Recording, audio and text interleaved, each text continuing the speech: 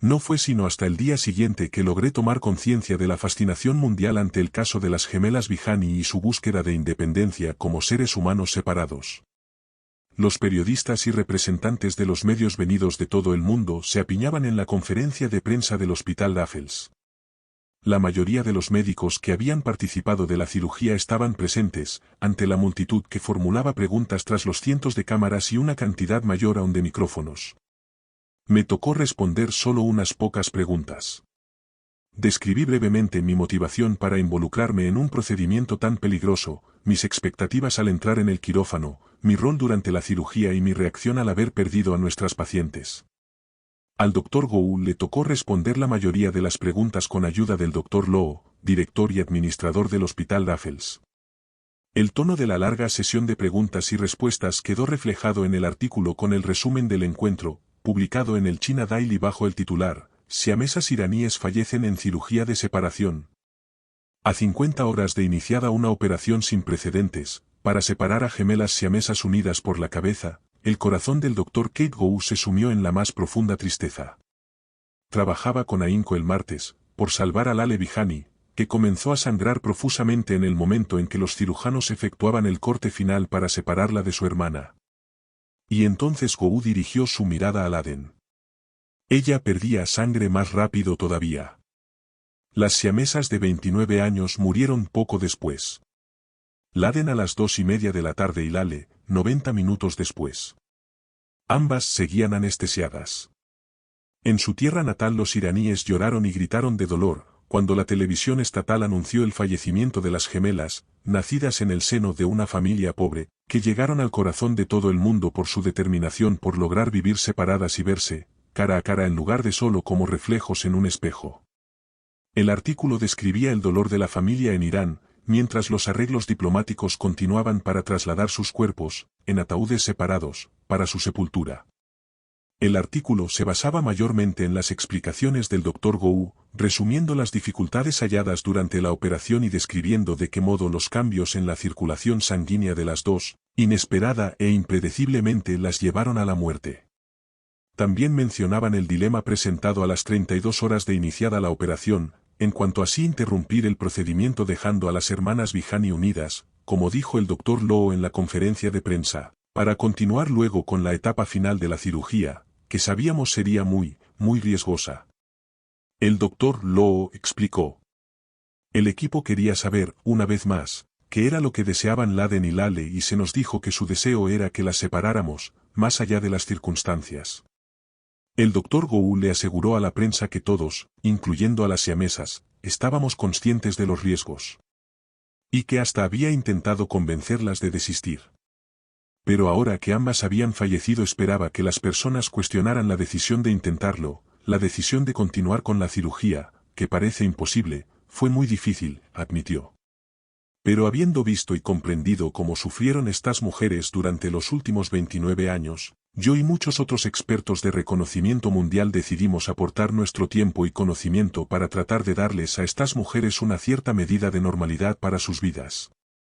En apoyo a mi colega, le dije a la prensa, eran personas absolutamente decididas a separarse. La razón por la que me sentí impelido a participar es que quería asegurarme de que tuvieran las mejores posibilidades. El Dr. Lowe reveló que los últimos análisis prequirúrgicos habían mostrado que la presión intracraneal llegaba al doble del nivel normal. Esto implicaba que más tarde o más temprano, las siamesas habrían tenido problemas si nada se hacía al respecto. Después de la conferencia de prensa y una breve reunión post-mortem con el Dr. Gould y otros médicos del equipo quirúrgico me dirigí al aeropuerto. Solo habían pasado 4 días desde mi llegada a Singapur. Parecía mucho más. Y también sentí que el largo y triste vuelo de regreso duraba demasiado. Pero todavía mi desaliento no llegaba al mismo nivel de lo que había sentido después de que murieran las siamesas Makwaeva, de Sudáfrica, durante el intento por separarlas en 1994. No fue sino hasta que habíamos logrado separar a las bebés que descubrimos que solo el corazón de una de ellas funcionaba bien, y que dependía de la función renal de su gemela más débil. La salud de ambas se había deteriorado con tal rapidez que la única esperanza para ellas era la cirugía de separación, pero una vez logrado el objetivo, ninguna tenía los recursos físicos como para sobrevivir por sí misma. Con o sin la cirugía, sus posibilidades de supervivencia eran mínimas. Después de la operación de las Macbaeva, pasé algún tiempo preguntándole a Dios muchos, ¿por qué? ¿Por qué permitiste que me involucrara en una situación en la que no había posibilidades de éxito? ¿Hay algo que podríamos haber hecho para que el resultado fuera positivo? ¿Por qué presentarías una oportunidad como esta, solo para dejar que fracasáramos? No hubo respuesta durante mucho tiempo. El desafortunado episodio no tenía sentido alguno. Luego, 3 años más tarde, me volvieron a invitar a Sudáfrica, al mismo hospital, para trabajar con muchos de los que habían estado en el equipo anterior, con el fin de operar a los siameses Banda. Antes de pasar por esa experiencia, que fue la cirugía de separación de craneópagos más exitosa de la historia hasta ese momento, vi que jamás podríamos haber logrado un resultado tan positivo sin la experiencia obtenida a través del dolor y la desilusión de nuestro anterior fracaso con las Macbaeva. Así que, mientras volvía a casa después de la cirugía de las Vihani, mi forma de pensar era diferente. Sí, la tristeza ante la pérdida de Laden y Lale tal vez era mayor porque había podido interactuar con ellas como adulto, y las había conocido personalmente. Volvían a faltarme respuestas a varios, ¿por qué? Pero en esos 9 o 10 años mi aprendizaje había sido importante. Ahora podía tener fe en que sí habría respuestas, y además en que esas respuestas se revelarían en algún momento del futuro. Ya habíamos hecho avances, al menos, sorprendentes y alentadores hallazgos en cuanto al asombroso potencial del cerebro humano. Los cambios espontáneos en la circulación sanguínea que habíamos observado en las Vihani no nos habrían sorprendido si se hubiera tratado de bebés, pero el nivel de capacidad de adaptación en cerebros de pacientes adultos no solo era inesperado sino completamente sin precedentes. Era una lección que nos serviría de mucho si alguna vez teníamos ocasión de operar a otro par de siameses adultos. Confiaba en que algo bueno resultaría de ese caso, uno más entre los que nos presentan dificultades y desilusiones. Pero en lo inmediato necesitaba un par de largas noches de sueño reparador, aunque eso tendría que esperar. El día posterior a mi regreso a Baltimore había tantos representantes de los medios interesados en hablar conmigo que el personal de relaciones públicas del Johns Hopkins organizó una conferencia de prensa personal. Lo último que quería hacer era enfrentarme a otra sala llena de periodistas, pero podía entender que el caso de las siamesas Vihani se había convertido en una historia de interés para el mundo entero. Sabía que me ametrallarían con preguntas, hasta tanto les contara cuál había sido mi rol, por eso acepté dar la conferencia de modo que pudieran preguntar todo lo que quisieran para después permitir que todos continuáramos con nuestras vidas. Parecía una buena idea, y en efecto, funcionó. Ese viernes por la tarde me enfrenté a una multitud de periodistas de medios locales y nacionales, de radio, televisión, periódicos y revistas, y también tuve una entrevista exclusiva para Nightline, de la ABC. Al principio las preguntas se centraban en mi decisión de involucrarme en el caso de las Vihani. Preguntaban si había juzgado bien al dar mi aprobación y participar en una operación tan peligrosa y sin precedentes, en 2 pacientes que aparentaban gozar de buena salud. También, por qué había decidido seguir en lugar de interrumpir la cirugía al encontrarnos con problemas inesperados. Y, por supuesto, si pensaba que el trágico resultado podría haberse evitado. Supongo que todas esas preguntas en ciertos aspectos tendrían algo de crítica, y que en algún punto habría quien me viera como adversario. Pero siempre traté de no ponerme a la defensiva. Les dije la verdad sobre mi interacción con Laden y Lale, sobre sus sentimientos, sobre mis propios sentimientos y pensamientos antes, durante y después de la operación y sobre lo que los médicos hicieron y lo que sucedió en cada una de las etapas de la cirugía. Informé que la representante legal y amiga de las siamesas había insistido en que la cirugía debía continuar y mencioné también mi reacción cuando descubrí en un momento tan crucial que los médicos habían prometido que la operación se completaría, pasara lo que pasara. En ese momento debo decir que me sentí como quien entra en una oscura jungla para enfrentarse a un tigre hambriento, sin llevar rifle, les dije. Describí el modo en que se formaban nuevos coágulos todo el tiempo en la vena injertada, pero también que el tejido cerebral se mantenía blando, indicando que la sangre circulaba, aunque por canales diferentes. Pero como no sabíamos exactamente cómo y por dónde fluía, mi sugerencia de interrumpir la cirugía era para darnos tiempo a fin de estudiar lo que pasaba y revisar el plan de la operación de acuerdo a lo que halláramos.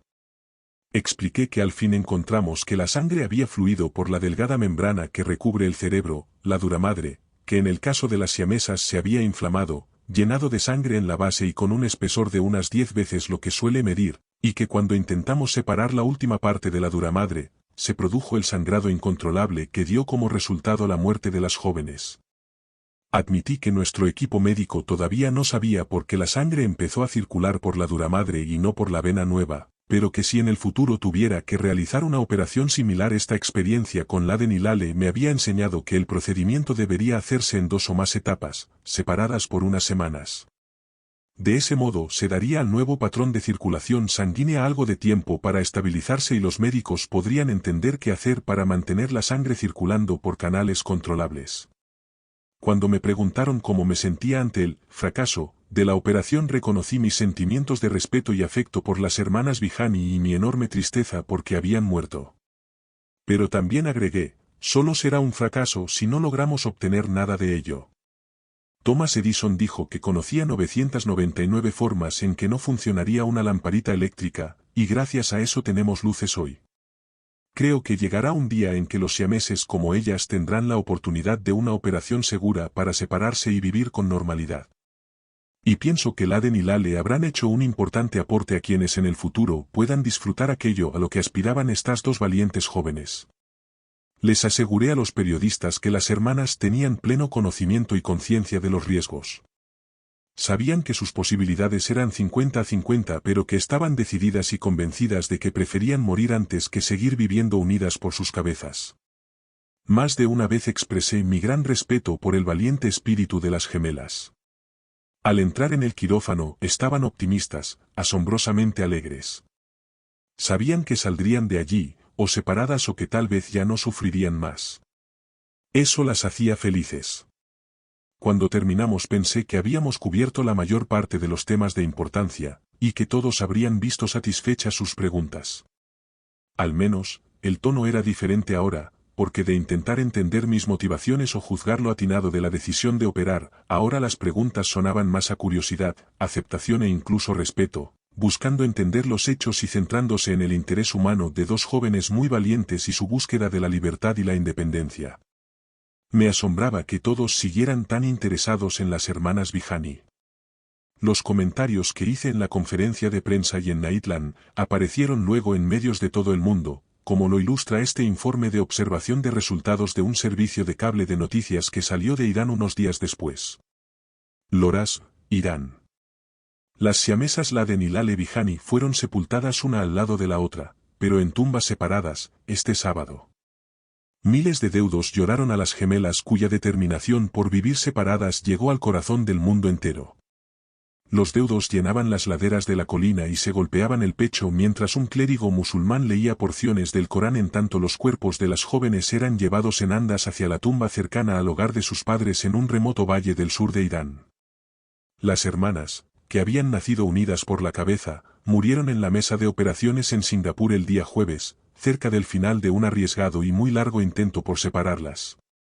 El Dr. Ben Carson dijo que él y otros, miembros del equipo quirúrgico que había operado a las mujeres, hicieron un enorme esfuerzo por disuadirlas antes de la operación.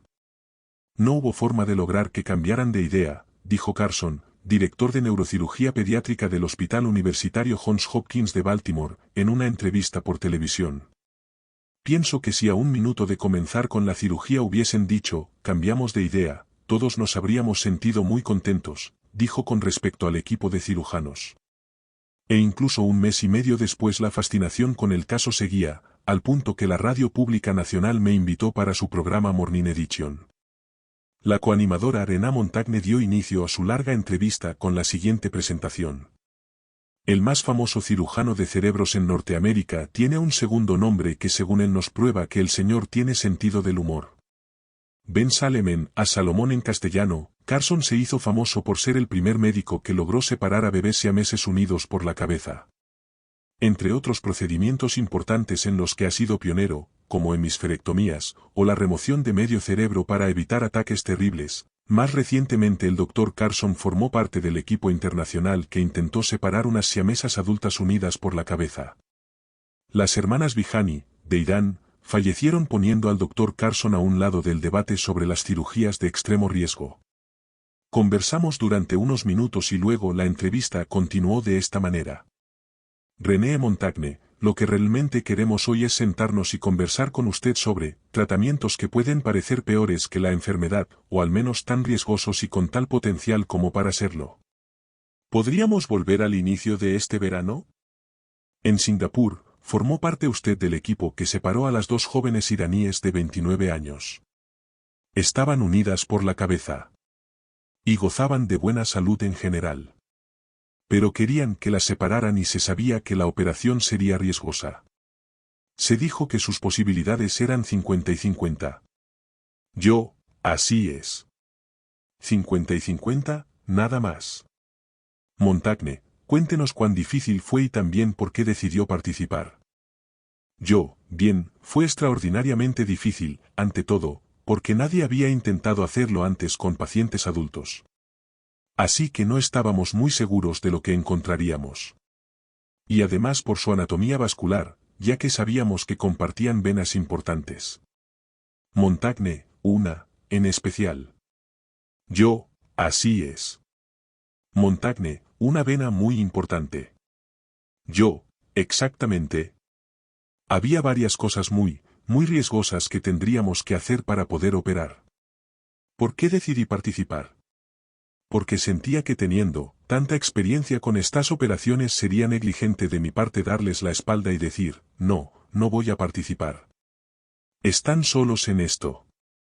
Montagne, esta cirugía hizo surgir una cuestión ética que vuelve una y otra vez ante las cirugías riesgosas y experimentales. ¿Se hace lo que quiere el paciente?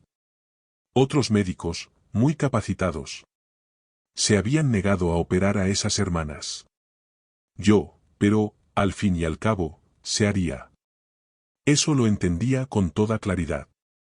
Ahora, tengo que decir que al entrar en todo eso, sentí lo que muchos, vivir pegadas, bueno, no es tan malo. No es lo peor que podría pasarle a alguien.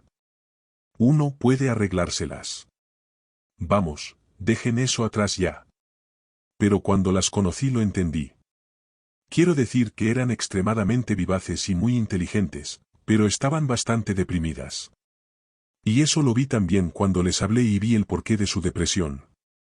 Tenían aspiraciones muy diferentes en términos de hacia dónde querían ir en la vida y sin embargo no podían alcanzarlas porque estaban pegadas, porque toda decisión, incluso la de ir al baño, tenía que ser conjunta, como si fuera un comité. Cuando hablé con ellas y entendí eso y me dijeron que no podrían soportarlo y que preferían morir antes que pasar otro día pegadas, me sentí un poco mejor con mi decisión de participar, reconociendo de todos modos que sería una situación extremadamente difícil y con muchos obstáculos. Montagne, ¿de dónde cree usted que ha obtenido esa capacidad para no solo correr un riesgo sino ir a su encuentro? Obviamente, hay un aspecto negativo en ello. Entonces hablamos durante 1 o 2 minutos sobre mi historia y las experiencias que habían tenido influencia en mi vida y mi forma de pensar. La entrevista no fue lo suficientemente larga como para que yo pudiera explayarme sobre el tema del riesgo y en ese momento no sé si habría podido decir algo. Pero sí me hizo pensar. Evidentemente, no era yo el único. Alguien de Sanderburn, la editorial que publicó mis 3 primeros libros, oyó esa entrevista en la Radio Pública Nacional y le llevó la idea al equipo editorial. Un mes después recibí una llamada del editor en jefe, que me preguntó si consideraría la posibilidad de escribir un libro sobre el riesgo. Le dije a mi amigo editor, qué interesante que preguntes eso. Después de contestar tantas preguntas al respecto en las últimas entrevistas, lo he estado pensando, y también en qué más me gustaría decir sobre ese tema.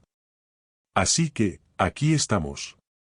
Desde entonces he pensado mucho. Invariablemente, cada vez que le decía a alguien que estaba escribiendo un libro sobre el tema del riesgo, al instante despertaba su interés. Era intrigante. Tal vez no debiera sorprenderme que, en nuestro mundo, después del 11 de septiembre de 2001, con un nuevo nivel de obsesión por la seguridad, el tema del riesgo sea tan candente. Los científicos hoy aparecen en los titulares de los periódicos y noticieros con advertencias referidas a nuevos riesgos como la pandemia de la gripe aviar, las bacterias que hay en la carne mal cocinada, O antiguos riesgos como los huracanes de categoría 5 o los tsunamis causados por terremotos. Vivimos en un mundo donde el análisis del riesgo-beneficio se ha convertido en una ciencia reconocida, donde el manejo de los riesgos es una carrera universitaria muy popular que prepara a cada vez más jóvenes profesionales para que trabajen en todo tipo de industrias, desde los bancos a los seguros, a la producción y la venta al por menor. Pero por mucho que intentemos forjar nuestra seguridad, por muchas precauciones que adoptemos, nuestro riesgo de muerte no es aproximado sino exacto, 100%. No hay margen de error en esta estadística. Y mientras los humanos depositamos nuestra confianza en la tecnología, me pregunto si perdemos el sentido del asombro y el misterio, marca de las culturas del pasado. ¿Qué impacto tiene entonces esta cultura de evitar los riesgos, en nuestra disposición a correrlos?